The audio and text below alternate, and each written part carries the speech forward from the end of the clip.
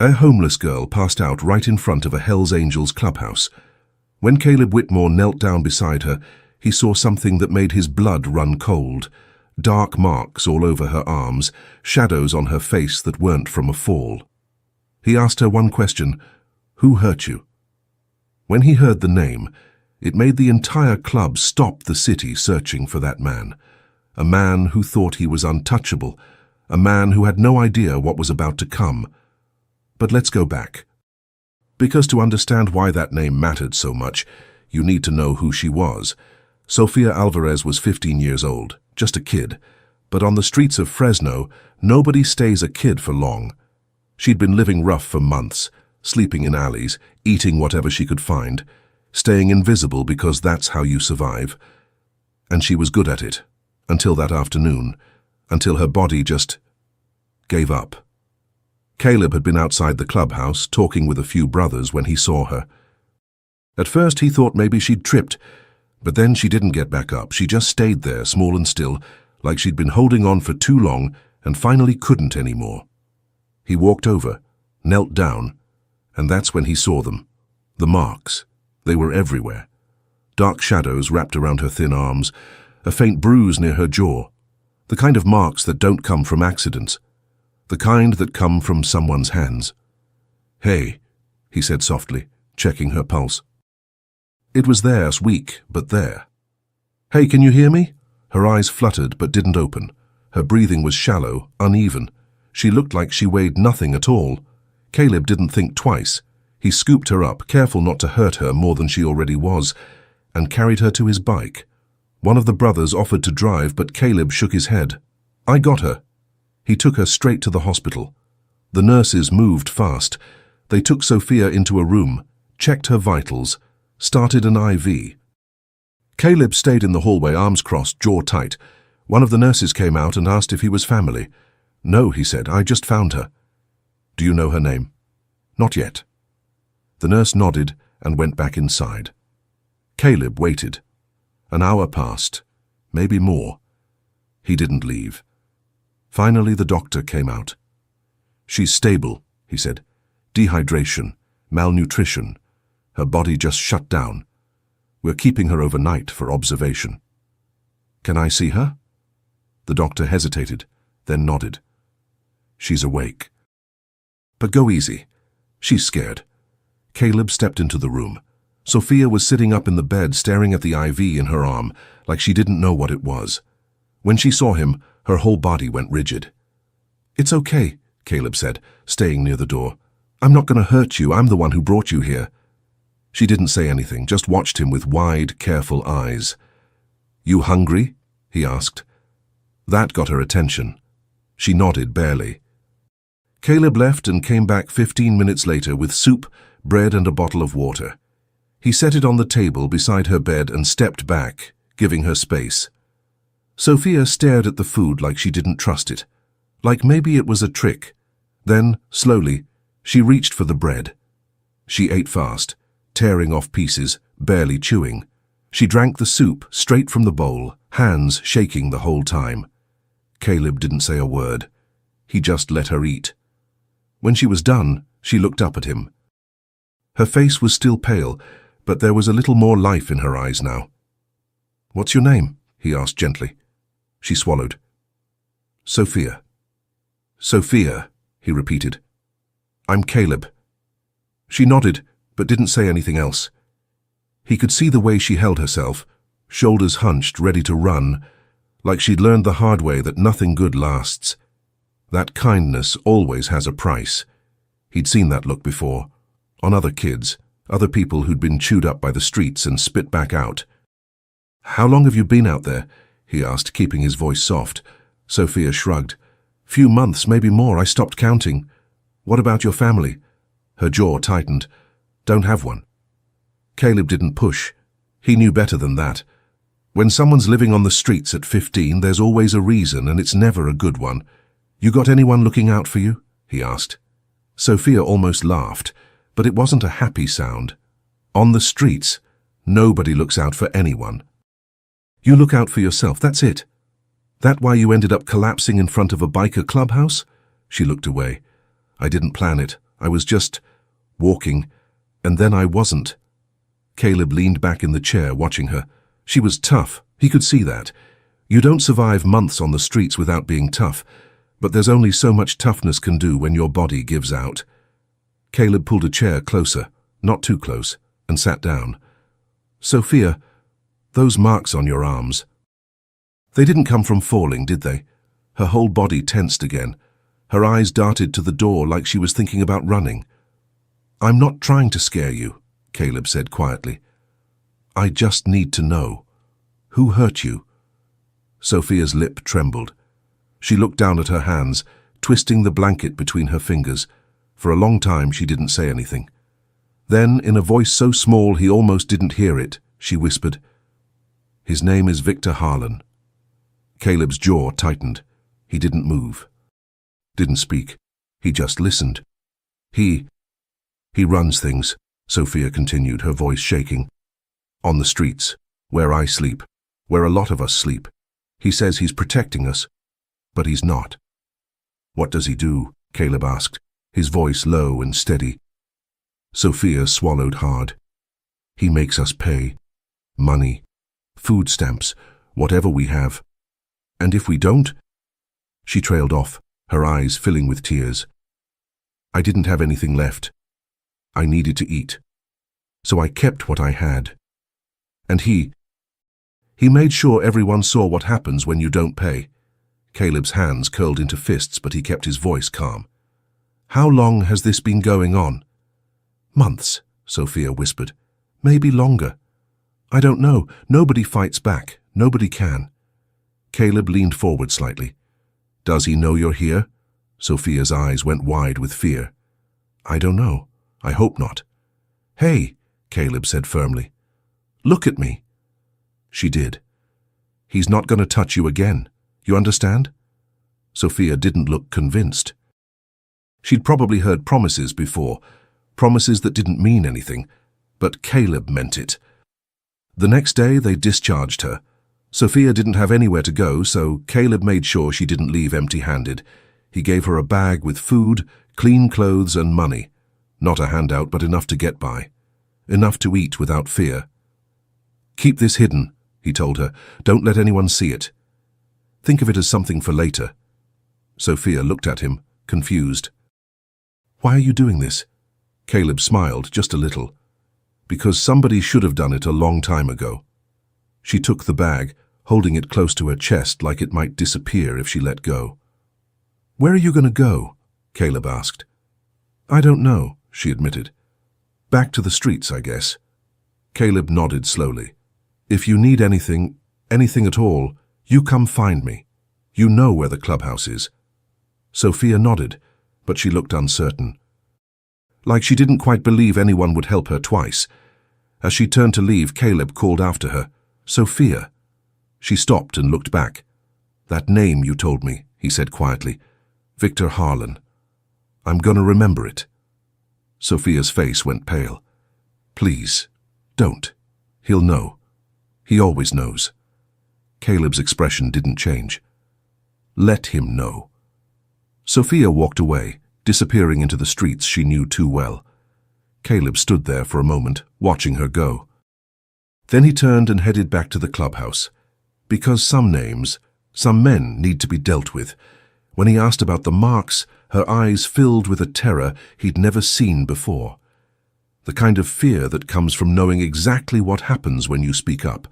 But she'd spoken anyway, and now Caleb had a name. Before we continue, tell me from which city and country you're watching. Stories like this travel farther than we imagine. The hospital got quieter as the night went on. Most of the staff had moved to other floors. The hallway lights dimmed. Sophia sat in that bed staring at the wall, and Caleb could see it, the way her mind was working, the way she was deciding whether or not to trust him. He didn't rush her. He just waited. Finally, she spoke. Her voice was low, like she was afraid the walls might hear. You asked who hurt me, she said. I told you his name. But you don't understand. It's not just him. It's everyone. The whole system. Caleb leaned forward slightly. Tell me. Sophia took a shaky breath. Victor Harlan, that's his name. And if you live on the streets in that part of town, you know who he is. Everyone does. What does he do? He runs it, Sophia said simply. The streets, the people. He acts like he's protecting us, like he's doing us a favor. But he's not. He's just taking. Always taking. Taking what? Everything. Sophia's hands twisted in the blanket. Money, food stamps, whatever you manage to get. He says it's payment, for protection, for being allowed to sleep there, for being allowed to exist.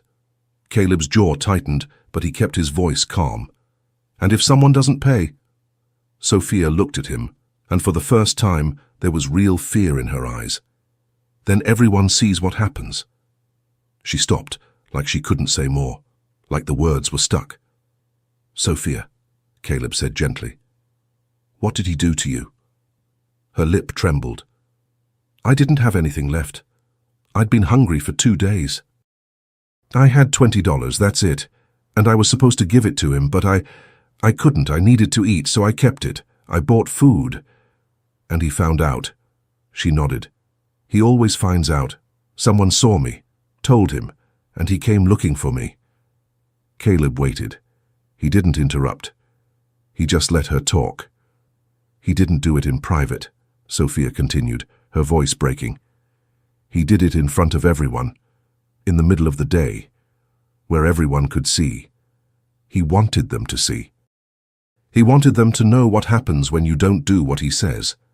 What did he do? Caleb asked quietly. Sophia closed her eyes. He grabbed me, held me by the arm so tight I thought it would break, and he told everyone, all the other people living there, that this is what happens, that if they wanted to eat, they better make sure they pay him first. And then he... She stopped. Her whole body was shaking now. He let me go, she whispered, but not before making sure I'd remember. Not before making sure everyone else would remember too. Caleb's fists clenched so tight his knuckles went white, but his voice stayed steady. How long has this been going on? Months, maybe longer. I don't know. Sophia opened her eyes, and they were filled with tears. Nobody fights back, nobody can, because if you do, it gets worse. And if you run, he finds you.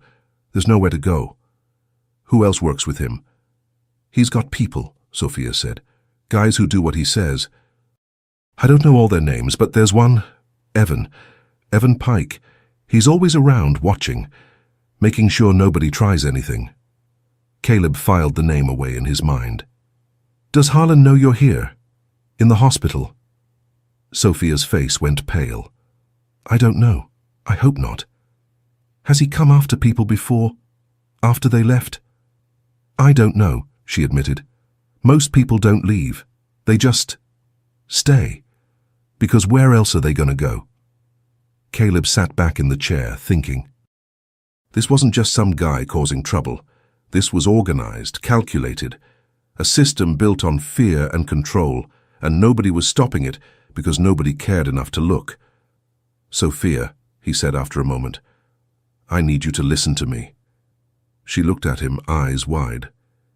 He's not going to touch you again. You understand? You don't know that, she whispered. You don't know him. Maybe not, Caleb said. But I know people like him. And they only have power as long as people are too scared to push back. You can't push back against him, Sophia said urgently. You'll just make it worse. Maybe. Caleb stood up, pulling his jacket tighter. Or maybe he's been getting away with it because nobody's ever tried. They discharged Sophia the next morning. She looked better, still tired, still scared, but better. Caleb met her in the lobby with a bag. Inside was food, clean clothes, and money. Not much, but enough. What's this? Sophia asked, staring at the bag like it might disappear. It's for you, Caleb said. Food, clothes, and some cash. Enough to eat, enough to get by for a while. I can't take this. You're not taking it. I'm giving it. Caleb handed her the bag. Keep the money hidden, don't let anyone see it. And think of it as something for later. Not for now. Later. Sophia looked confused. Later? Yeah, later. When things are different? She didn't understand. He could see that. But she took the bag anyway, holding it close like it was the most valuable thing she'd ever owned. Where are you going to go? Caleb asked. Back, I guess, Sophia said quietly. To the streets. It's the only place I know. Caleb nodded slowly. If you need anything, and I mean anything, you come find me. You know where the clubhouse is. Why are you helping me? Sophia asked, her voice small. Caleb smiled, just a little. Because somebody should have helped you a long time ago. Sophia looked like she wanted to say something else, but she didn't. She just nodded and turned to leave. Sophia, Caleb called after her. She stopped and looked back. That name you told me, Victor Harlan. I'm not going to forget it. Sophia's face went pale. Please don't go after him. He'll know. He always knows. And it'll just make things worse. Let him know, Caleb said quietly. Caleb didn't go back to the clubhouse right away. Instead, he drove through the streets Sophia had talked about. The part of town where people like her ended up, where the city forgot about them. It wasn't hard to see tents under overpasses, people sleeping on sidewalks, faces that looked too old for their age, and a tension in the air, like everyone was waiting for something bad to happen. He parked his bike and walked, slowly, carefully. He wasn't wearing his colors. He didn't want to stand out. He just wanted to watch. And he saw it, the way people moved, the way they avoided certain corners, the way they looked over their shoulders. This wasn't just poverty, this was fear. Caleb stopped near a small group huddled by a dumpster, a woman in her 40s, a younger guy, and an older man who looked like he'd been living rough for years. Excuse me, Caleb said, keeping his voice friendly. Can I ask you something? They looked up at him, suspicious. You know a guy named Victor Harlan? The woman's face went tight. The younger guy looked away. The older man just shook his head and muttered, Don't know him. But Caleb could see it.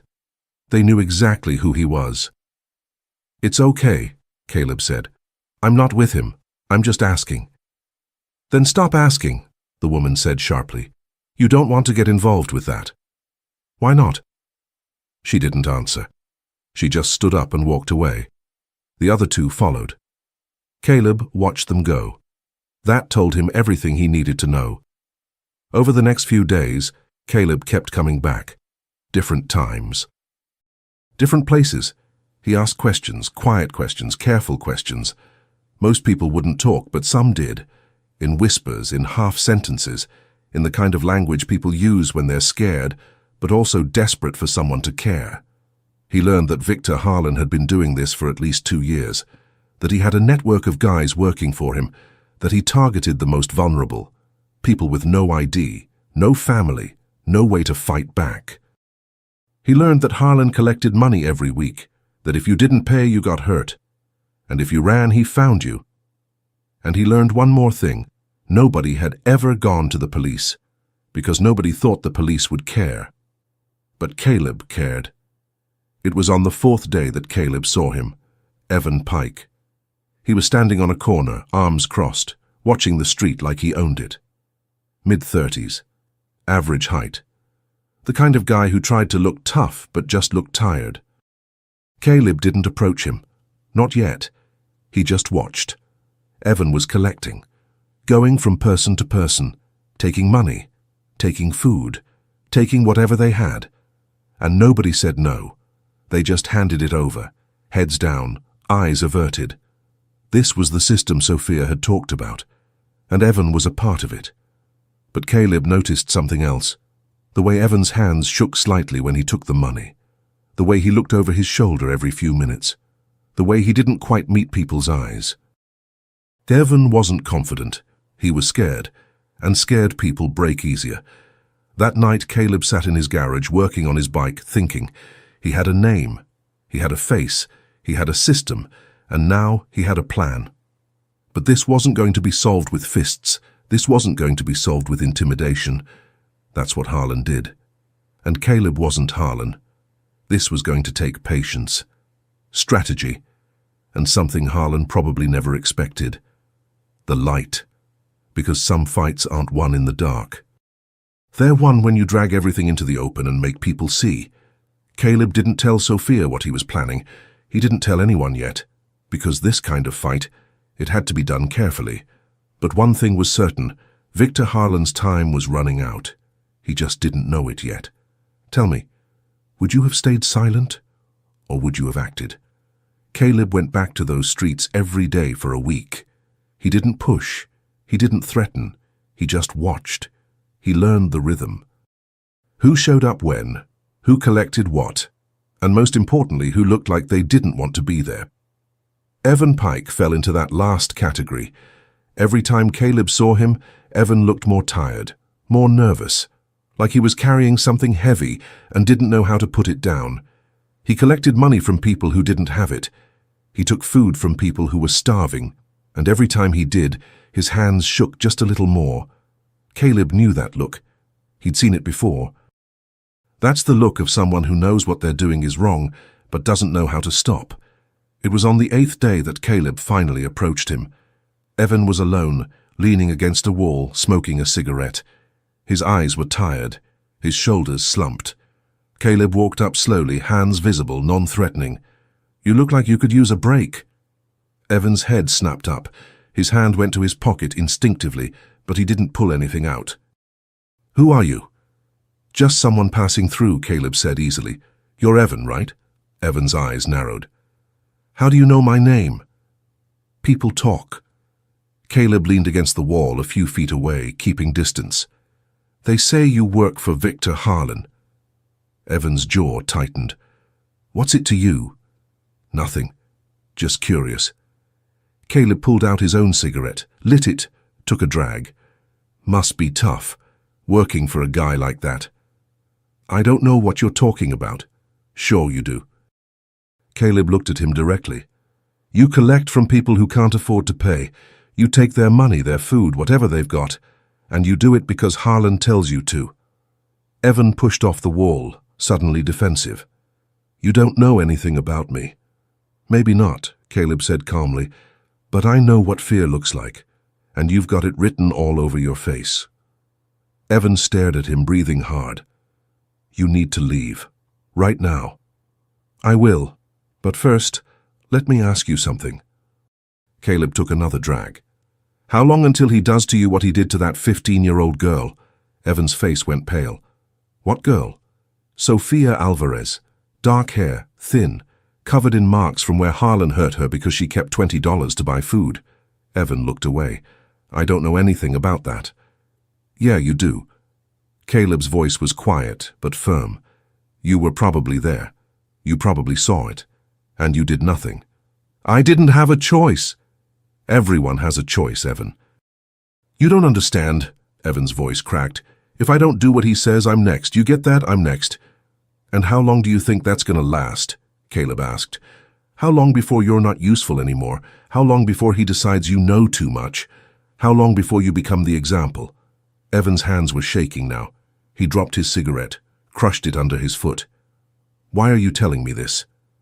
"Because I think you're tired," Caleb said simply. "I think you're done. And I think if someone gave you a way out, you'd take it."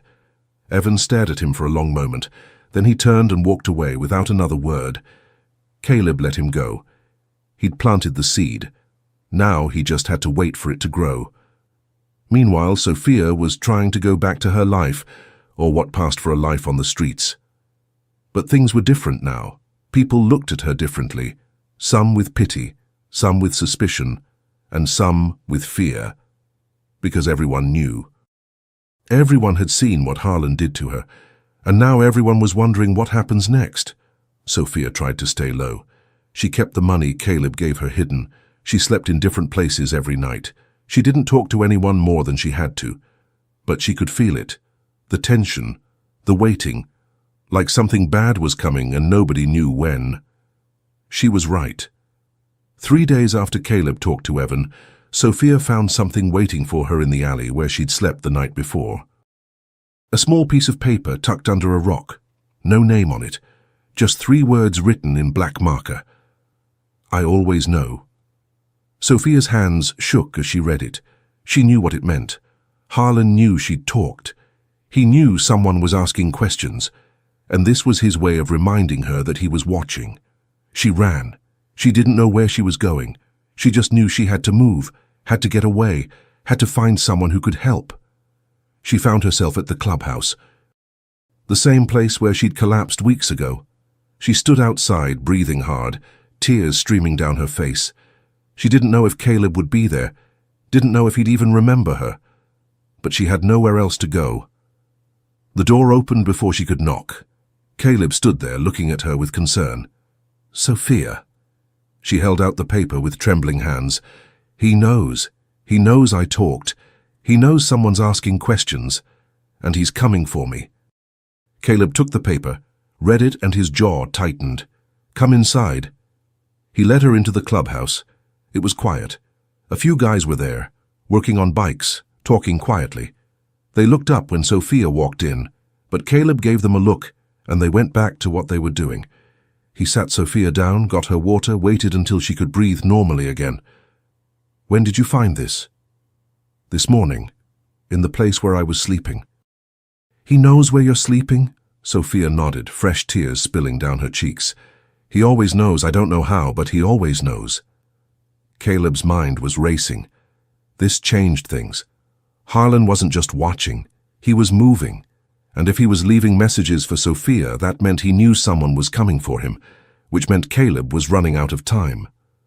"Sophia," he said carefully, "I need you to stay here, just for a few days, until I can figure this out." "I can't stay here," Sophia said quickly. "If I do, he'll know, and he'll come here, and then—" "Let him come," Caleb said firmly. "He doesn't get to scare you anymore."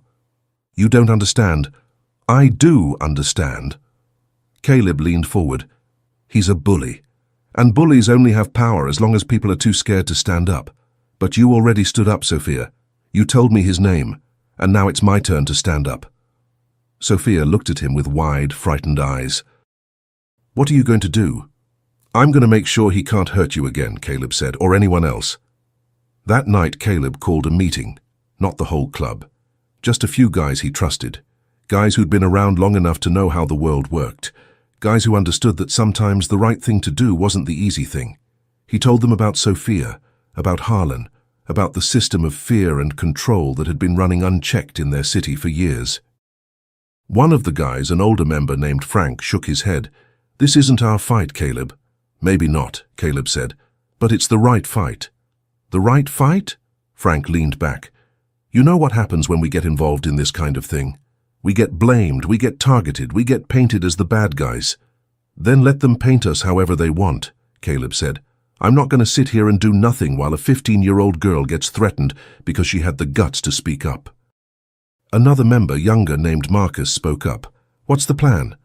Caleb looked at him. "We don't go after Harlan directly. We go after his system. We find the people who work for him. We find the people he's hurt. We gather evidence. And then we give it to people who can actually do something about it." "You think the cops are going to care?" Frank asked skeptically. "Maybe not all of them," Caleb admitted, "but some will, and if we give them enough, they won't have a choice." Marcus nodded slowly. "I'm in." Frank sighed. "You're going to get us all in trouble." "Probably," Caleb said with a slight smile. "But when has that ever stopped us?" Frank shook his head, but there was a hint of a smile there too. "All right, I'm in. But we do this smart. No violence, no threats, just information." "Agreed," Caleb said. Over the next few days, they worked. Caleb kept tabs on Evan, watching him get more and more nervous. Marcus talked to people on the streets, gathering stories, names, details. Frank reached out to a contact he had in social services, someone who'd actually listen, and slowly, piece by piece, they built a case. But Evan was the key. Caleb knew that, because Evan had been there. Evan had seen everything, and if Evan talked, it would all come crashing down. It was late one night when Caleb's phone rang, unknown number. He answered it anyway. "It's Evan," the voice on the other end said. "We need to talk." Caleb sat up. "I'm listening. Not on the phone, in person, tomorrow noon, the park on 5th Street. "I'll be there," Caleb said. The line went dead. Caleb stared at his phone. This was it. This was the moment. Evan was ready to break. He just hoped it wasn't too late. The next day, Caleb showed up at the park early. He sat on a bench, watching people walk by. Kids playing, dogs running. Normal life happening all around him, while he waited for something that could change everything. Evan showed up 10 minutes late. He looked terrible, like he hadn't slept in days. His eyes were bloodshot. His hands were shaking worse than ever. He sat down on the bench next to Caleb but didn't look at him. "I can't do this anymore." "Can't do what?" Caleb asked quietly. "Any of it. Working for him. Watching what he does. Being part of it." Evan's voice cracked. "I never wanted this. I needed the money, and then I was in too deep, and now I don't know how to get out." "You get out by telling the truth," Caleb said. Evan laughed bitterly. "You think it's that simple? You think I can just walk away?" "Not alone, you can't," Caleb agreed, "but you're not alone anymore." Evan finally looked at him. "Why do you care?" "Because someone has to," Caleb said simply. "And I'm tired of watching people like Harlan get away with hurting people who can't fight back." Evan was quiet for a long time. Then he said, "If I talk, if I tell you everything, what happens to me?" "We protect you," Caleb said, "and we make sure Harlan can't hurt you." "How?" "By making sure everyone knows what he's done. By bringing it into the light, by making it so he can't hide anymore." Evan took a shaky breath. "He's got records, money records, names, places, everything. He keeps it all on a laptop, hidden. But I know where it is." Caleb's heart raced. "Where?" "His place." "In a safe behind a painting in his bedroom." Evan looked at Caleb. "But getting it won't be easy. And if he finds out I told you—" "He won't find out," Caleb said firmly. "Not until it's too late for him to do anything about it." Evan stared at his hands. Then slowly he nodded. "Okay, I'll help you. But you have to promise me something." "What?" "Promise me this ends, that after this, I'm done, that I get to walk away and never look back." Caleb extended his hand. "You have my word." Evan looked at the hand for a moment. Then he took it. That night, a single decision would change the club forever. And Victor Harlan's reign of terror, it was about to come crashing down. If you believe no one should face fear alone, like this video and tell us, what would you have done? Evan didn't waste time. The next day he met Caleb at a diner far from Harlan's territory. He brought a notebook. Pages and pages of names, dates, amounts, everything he'd witnessed over the past 2 years. "I wrote it all down," Evan said, sliding the notebook across the table. "Everyone he's collected from, everyone he's hurt, everything I saw." Caleb flipped through the pages. There were dozens of names, hundreds of transactions, a complete record of Harlan's operation. "This is good," Caleb said, "but it's not enough. We need the laptop, the one with the actual records." Evan nodded slowly. "I know. But getting to it, that's the problem. Harlan keeps it locked up, and he's paranoid. He doesn't let anyone near his place." "What about you? You've been there before?" "A few times to drop off money, but never alone, and never for long." Caleb thought for a moment. "Can you get back in?" Evan's face went pale. "You want me to steal it?" "I want you to get us access," Caleb clarified. "You get the door open. We handle the rest." "If he catches me." "He won't," Caleb said firmly, "because by the time he realizes what's happening, it'll already be over." Evan stared at the table, his hands trembling. Then slowly he nodded. "When?" "Tomorrow night, when he's out collecting. You said he does his rounds on Thursday nights, right?" "Yeah, from 8 to midnight, every week. Then that's when we move." The plan was simple. Evan would go to Harlan's place under the pretense of dropping off money. He'd unlock the back door. Caleb and Marcus would slip in, get the laptop, and get out. No confrontation, no violence, just in and out. But plans never go exactly as expected. Thursday night came. Evan was a nervous wreck, but he held it together. He showed up at Harlan's place at 8:30, knocked on the door. One of Harlan's other guys answered, took the money, and let Evan leave. But not before Evan managed to unlock the back door. Caleb and Marcus waited in the shadows.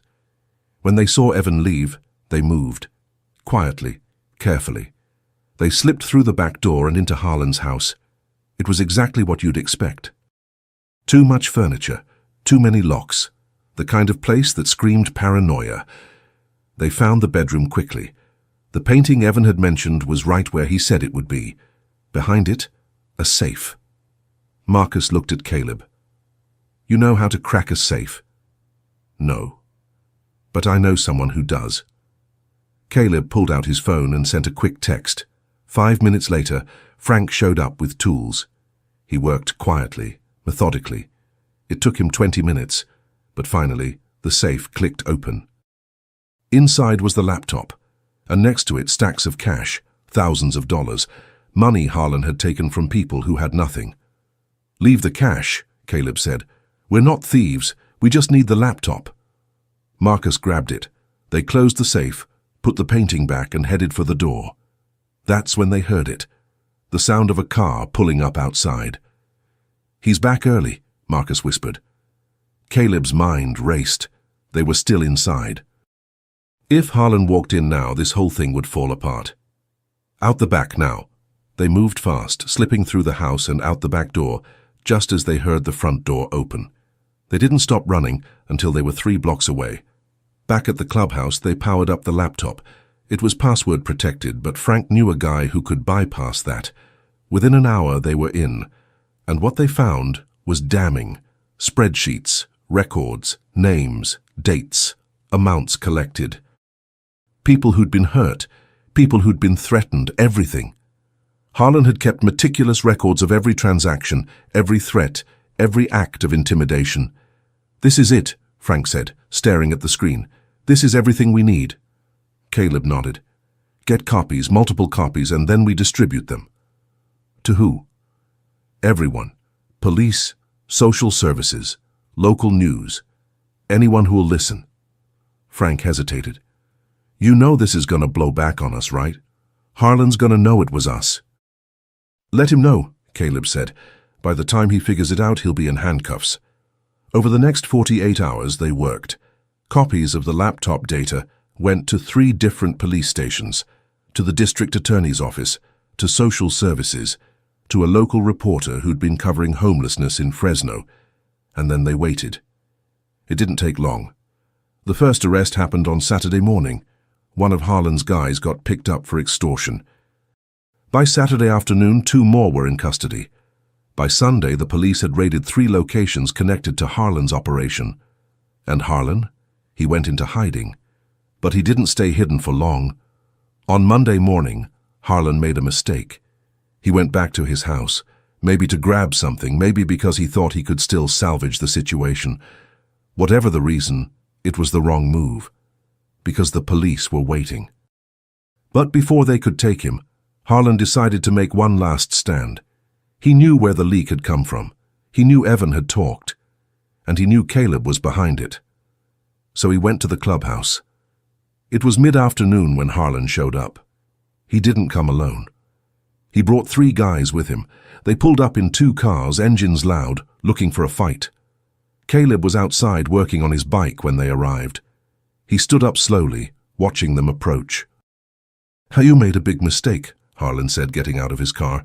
You don't know who you're dealing with. I know exactly who I'm dealing with, Caleb said calmly. A coward who hurts people weaker than him.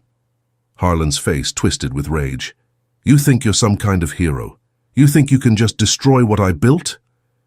I didn't destroy anything, Caleb said. You did that yourself. I just made sure everyone could see it. Harlan took a step forward. Where's Evan? Somewhere you'll never find him. He's dead, you know that, right? He's a dead man. No, Caleb said. He's free, which is more than you'll ever be. That's when Harlan snapped. He lunged forward and his guys moved with him. What happened next was fast. Caleb didn't throw the first punch, but he didn't need to. The club members who'd been inside heard the commotion and came out. Frank, Marcus, 4 others. It wasn't a long fight. Harlan and his guys were outnumbered. And more importantly, they were outmatched. These weren't street thugs used to beating up homeless kids. These were bikers who'd been in real fights. Within minutes, it was over. Harlan was on the ground, breathing hard, blood on his face. His guys were subdued, held down by the club members. But Caleb didn't let it go further than that. "That's enough," he said firmly. Marcus looked at him. "We could end this right now." "No," Caleb said. "That's not how we do this. We're not him." He pulled out his phone and called the police. "Yeah, we've got Victor Harlan here, and he just tried to start a fight at our clubhouse. You might want to come pick him up." 10 minutes later, the sirens arrived. The police pulled up, saw Harlan on the ground, saw the club members standing around, and immediately drew their weapons. "Everyone on the ground, now!" Caleb raised his hands slowly. "We're not the problem here. He is." He pointed at Harlan. "Victor Harlan. You've been looking for him all weekend." One of the officers recognized the name. He lowered his weapon slightly. "That's Harlan?" "That's him," Caleb confirmed. "He came here looking for trouble. We just defended ourselves." The officer looked around, saw the cameras mounted on the clubhouse, saw the witnesses gathering, saw Harlan bleeding on the ground, clearly the aggressor. "All right," the officer said. "We'll sort this out at the station." They cuffed Harlan, read him his rights, loaded him into the back of a police car. As they were putting him in, Harlan looked back at Caleb. There was rage in his eyes, but also something else. Fear. Because for the first time in years, Victor Harlan wasn't in control. "This isn't over," Harlan spat. Caleb just stared at him. "Yeah, it is." The police car pulled away. Harlan's guys were arrested too, loaded into separate cars, driven away. And just like that, it was over. The club members stood there for a moment, watching the cars disappear down the street. Then Frank let out a long breath. "That was stupid." "Probably," Caleb agreed. "But it worked." "Yeah, it did." Marcus clapped Caleb on the shoulder. "So what now?" "Now?" Caleb looked at the clubhouse. "Now we make sure Sophia knows she's safe." Sophia had been inside the whole time, hiding in one of the back rooms. When Caleb came to get her, she was shaking, tears streaming down her face. "Is he gone?" she whispered. "He's gone," Caleb said gently. "For good this time." "Are you sure?" Caleb knelt down so he was at eye level with her. "Sophia, listen to me. The police have everything. They have his records. They have witness statements. They have enough evidence to put him away for years.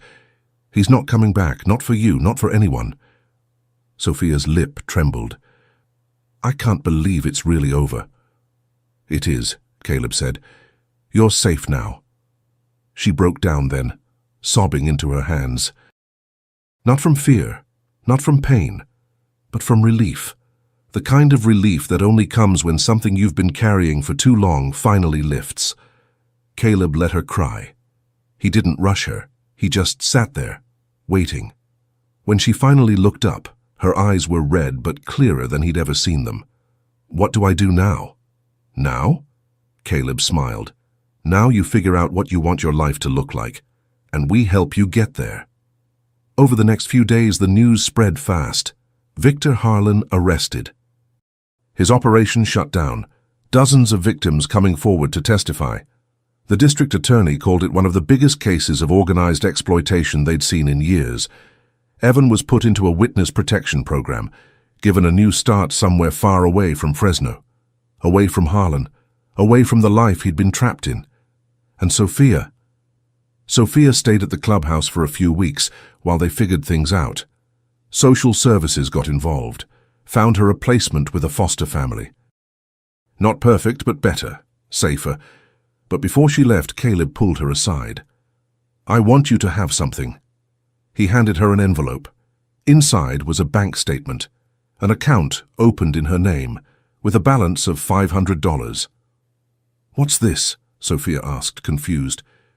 "It's a start," Caleb said. "Every month we're going to add to it. Not much, but enough. And when you're ready, when you're 18, when you're out on your own, it'll be there, waiting for you." Sophia stared at the statement, tears welling up again. "Why are you doing this?" "Because you deserve a future," Caleb said simply, "and someone should have made sure you had one a long time ago." Sophia hugged him then, tight, like she was afraid to let go. "Thank you," she whispered, "for everything." "You don't have to thank me," Caleb said. "Just promise me something." "What?" "Promise me you'll remember. That when things get hard, and they will, you'll remember that you're stronger than you think, and that you don't have to face things alone." Sophia nodded, wiping her tears. "I promise." From that moment on, she was no longer an outsider. 5 years later, Sofia Alvarez stood in front of a mirror, adjusting the strap of her backpack. She was 20 now. Her hair was longer, pulled back in a ponytail. Her face had filled out, lost that hollow look she used to carry. She looked healthy, strong, like someone who'd survived something terrible and come out the other side. She grabbed her keys off the dresser and headed out the door of her small apartment. It wasn't much, a studio on the second floor of an older building, but it was hers, clean, safe, a place where she could close the door and know that nobody was coming to hurt her. College classes started in an hour. She was studying social work, because after everything she'd been through, there was only one thing she wanted to do with her life: help people who were going through what she went through. She'd been enrolled for 2 years now, working part-time at a coffee shop to pay for books and groceries, living on a tight budget but making it work. And every semester when tuition was due and she wasn't sure how she'd cover it, an envelope would show up. No return address, just enough to get her through. She knew who it was from. She'd always known. Today was different, though. Today, Caleb had asked her to come by the clubhouse, said he wanted to talk to her about something. She hadn't been back there in months, not because she didn't want to, but because she'd been so busy trying to build her life that she hadn't had time. But when Caleb called, you showed up. She parked her car, a beat-up Honda she'd bought with money she'd saved from her job, and walked up to the clubhouse. It looked the same as it always had. A little worn, a little rough around the edges, but solid, real. The door was open. She walked in. Caleb was sitting at a table in the corner, working on something. When he saw her, he smiled and stood up. "Sophia, good to see you." "You too," she said, hugging him. "It's been a while." "I know, you've been busy. College treating you okay?" "It's hard," she admitted, "but I'm managing." "That's good." Caleb gestured to a chair. "Sit. I want to talk to you about something." Sophia sat down, curious. Caleb pulled out an envelope and set it on the table between them. "What's this?" she asked. "Open it." Sophia picked up the envelope, opened it, and pulled out a bank statement. Her name was at the top, but the balance made her freeze. $7,843. She looked up at Caleb, confused. "I don't understand. This account, I know you opened it for me, but I thought there was just a few $100s in it." "There was," Caleb said. "At first, but every month we added a little more. Sometimes $50, sometimes $100, whenever we could. We figured you'd need it someday, for school, for life, for whatever came next." Sophia stared at the statement, her hands shaking. "You've been doing this for 5 years." "Yeah." "Why didn't you tell me?" "Because you needed to focus on building your life," Caleb said, "not worrying about money. We wanted you to know it was there when you were ready." "And now you're ready." Tears filled Sophia's eyes. I don't know what to say." "You don't have to say anything," Caleb said gently. "You earned this, by surviving, by fighting to make something better for yourself. This isn't charity, Sophia. This is what people do when they care about each other." Sophia wiped her eyes, trying to hold it together. "You did this for me, even though you barely knew me." "I knew enough," Caleb said. "I knew you were a kid who deserved better than what the world gave you, and I knew that if someone didn't step up, you'd keep falling through the cracks. So we stepped up." Sophia laughed through her tears. "I used to think nobody cared, that I was invisible, that I didn't matter. You were never invisible, Caleb said. You just needed someone to see you. Sophia looked down at the bank statement again. Almost $8,000, more money than she'd ever had in her life. Money that could pay for another year of school, money that could help her graduate, money that could give her the future she'd always dreamed of, but never thought she'd have. "Thank you," she whispered, "for everything, for saving me, for believing in me, for this."